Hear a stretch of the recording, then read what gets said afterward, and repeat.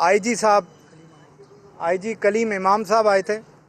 انہوں نے یہ یقین دلایا ہے کہ چیئرمین، وائس چیئرمین اور ایگزیکٹو ڈائریکٹر ان کی گرفتاری 2 دن کے اندر عمل میں لائی جائے گی.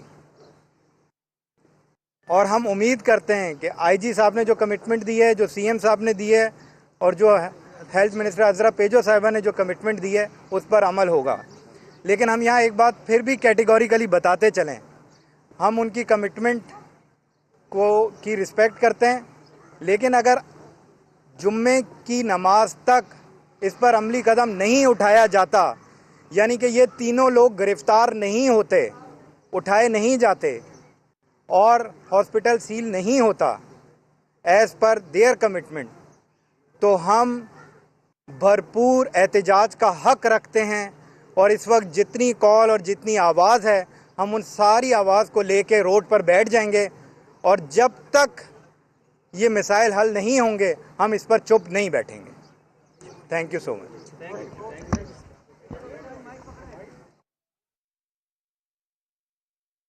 آپ کو بتائیں کہ نشوہ کے والد میڈیا سے گفتگو کر رہے تھے. ان کی جانب سے کہا گیا کہ حکومت نے ہمارے تحفظات دور کرنے کی یقین دہانی کرائی ہے.